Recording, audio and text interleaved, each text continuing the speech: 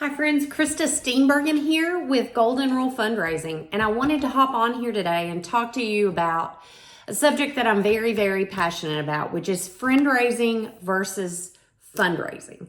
And yes, when you're raising money for a project, your donors are not necessarily your friends. However, think about this scenario. So I went shopping one time and I was looking for an outfit for a special event that I was really excited about. And every single thing I put on, I started coming out of the fitting room just to hear her gush because I knew I looked ridiculous in some of these outfits. And I would come out and she would say, "Oh, that is fabulous." I did not trust a word she said because I knew she was making commission or something. I'm not sure, but it became comical. So then I decided to start taking friends shopping with me. And I took a friend with me for the first time. And we had known each other a while. And there was a pair of pants I wanted to try on. They were the new trend. And I was much younger, so trends mattered. And I was so excited about these pants. And I put them on and I walked out of the fitting room, and I still remember her doubled over laughing. Like she could not stop. And so needless to say, I didn't buy the pants. I knew they didn't look good on me. And she was my friend, so I trusted her opinion. And I think that's the difference in friendraising versus fundraising. And all across the U.S. now in nonprofits, I have friends all over the place, mostly in higher education fundraising, but in other nonprofits. And I will tell you that the game has become largely transactional. We need a building, so this is what we're raising money for. And we get a list of people together and we ask them all to invest in the building. We forget about all of our other needs. We forget about their passions. And it's just like in sales. When you try to find out what the person you're selling to, what their needs are, so that you can offer them a product that will help them reach those needs. Donors give to make the world a better place, but they also give because it makes them feel better. And there are things that we all believe in, things that we would like our legacy to be. Education is a biggie for me because, in my family, it was a non-negotiable. And I know how hard some of my friends worked to get through college because they did not have a place that money was coming from. They ended up with student loans and those kind of things. So education is wildly important to me, whether that is a trade program or whether that is college. Higher education is very important to your success in the world, and it's also very important to changing the world. So if you come and ask me to help invest in your business for, I don't know, maybe this is not a good example, but the Salvation Army, we'll go there. If the Salvation Army comes to me, and they're a great nonprofit, but I just told you that my love is higher education and that I think that is the way we change the world, and that is where I want my gifts to go. So the Salvation Army comes to me and they say, "We need a new building. We needed it yesterday. And we are asking these people."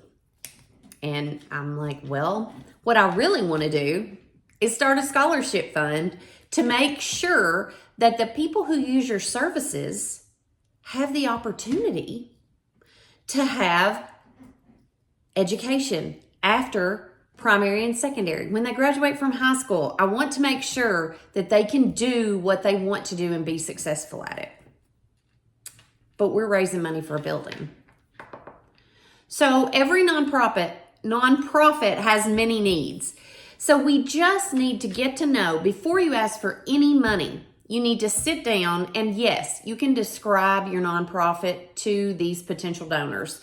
But more than anything, you need to get to know them. You need to find out about their passions. When you walk in, look around their office. Do they have a picture of 6 children, lined up? Are those your grandchildren? Yes, and one of them is studying in London next semester.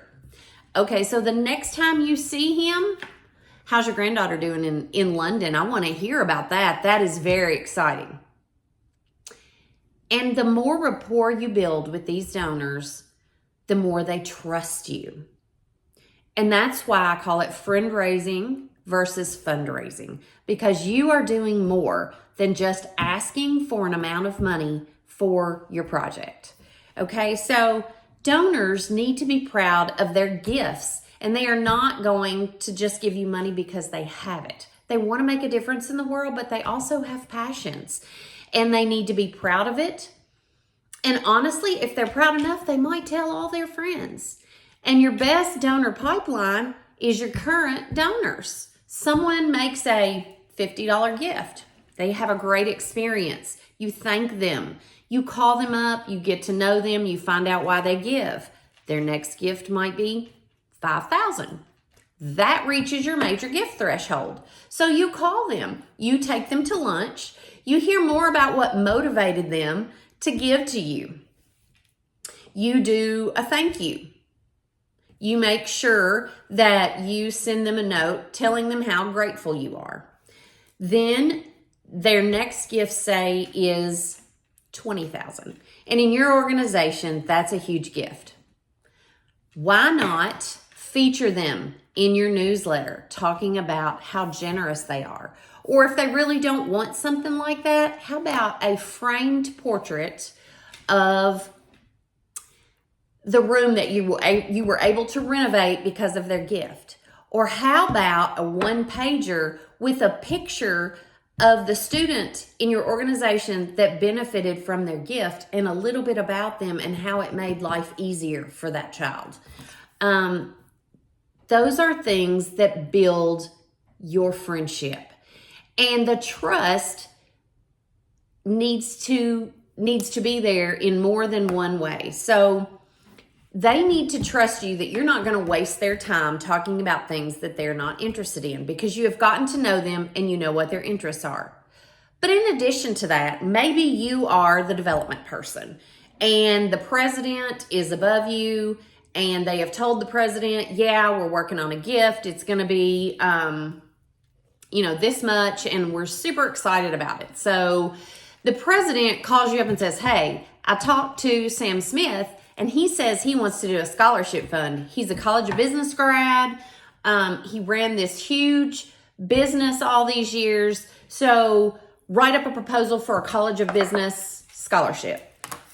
Now, I had already had a conversation with Sam Smith, and Sam Smith had a special needs child.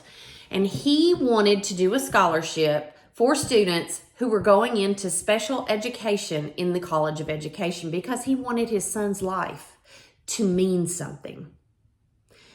And I had already had that conversation with him. So I gently told the president, here's what I think we're working on. And if you're in an organization that values you and values your relationship with your donors, man, you can make some serious things happen. You need to get to know your donors so that you know their passions, and they need to trust that you're not going to waste their time with the wrong project or, visiting the wrong facility or those kind of things. And so the best way to raise the maximum amount of money is to focus on friendraising instead of just strictly fundraising. And thank you for listening. And I hope you enjoyed this video.